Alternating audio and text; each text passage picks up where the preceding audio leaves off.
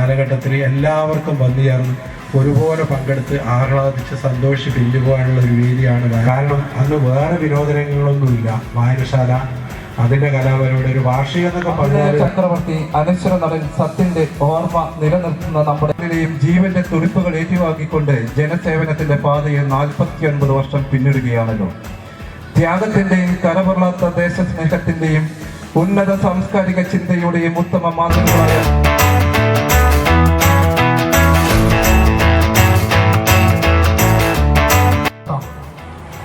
നമ്മുടെ ആളുകൾ കായികക്ഷമതയുടെ കാര്യത്തിൽ വളരെ പുറകോട്ടാണ്. കാരണം നമ്മുടെ ആളുകളൊന്നും അത്ര നമ്മുടെ ആരോഗ്യം സംരക്ഷിക്കുന്ന രീതിയിലേക്ക് നമുക്ക് സ്കൂളുകളുടെ പ്ലേ ഗ്രൗണ്ട് ഉണ്ട്. അതോടൊപ്പം തന്നെ സ്വകാര്യ വ്യക്തികളുടെ നാട്ടുകാരെ വിചാരിച്ചാണ്.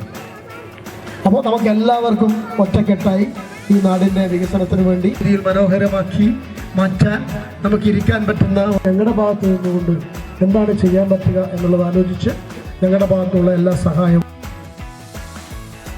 സുനിൽ മാഷ് തന്റെ സ്വാഗത ഭാഷണത്തിൽ പറയുകയുണ്ടായി. അധ്യക്ഷനും സ്വാഗത ഭാഷകനും ഒരു പേര് പോലും ഇന്ന് ഉദ്ധരിക്കുവാൻ അവർ ഇന്ന് മെനക്കെടുന്നില്ല, അവർ തയ്യാറാകുന്നില്ല. അതിന്റെ കാരണം ആരുടെയെങ്കിലും പേരുകൾ വിട്ടുപോയാൽ അതിന് വരുന്ന ഒരു വീഴ്ച വലുതായിരിക്കും. കയറി ഇറങ്ങുന്നുണ്ട്, സംസാരിക്കുന്നുണ്ട്. നമ്മുടെ വായനശാല എപ്പോഴും തുറന്നു കിടക്കുകയാണ്.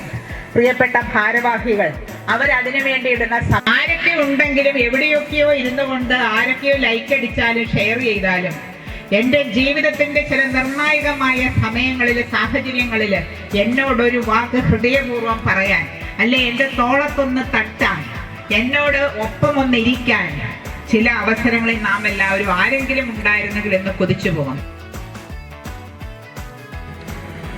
മറ്റു കാര്യങ്ങളിലേക്കൊന്നും കടക്കുന്നില്ല. ഒരു കൂട്ടായ പ്രവർത്തനത്തിന്റെ ഭാഗമായിട്ടാണ് നമ്മുടെ ഈ സത്യൻ സ്മാരക വായനശാല. ഈ സമയം നാടകം തുടങ്ങേണ്ടതിൻ്റെ സമയം ജ്യോതി എന്നോട് പറഞ്ഞു.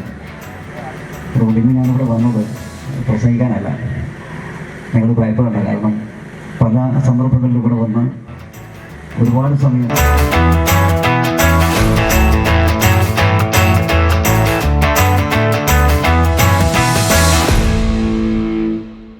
പൂർവികരെ ഓർക്കാനും നന്ദി അറിയിക്കാനും ഈ അവസരം ഉപയോഗിക്കുന്നു.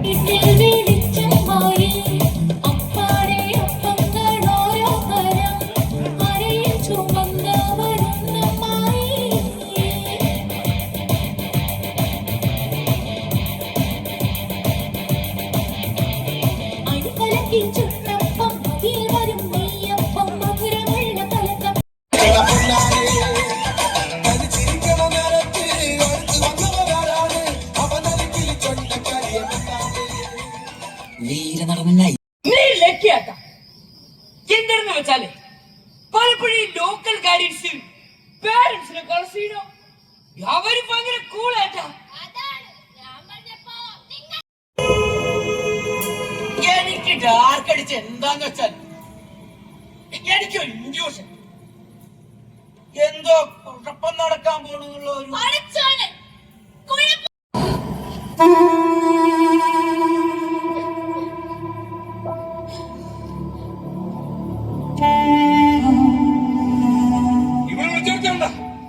നമ്മൾ സമാപൂരില്ല. പക്ഷേ ഞാനങ്ങനെ ഒരുപാട് മനസ്സലിവുള്ള മലകളല്ല.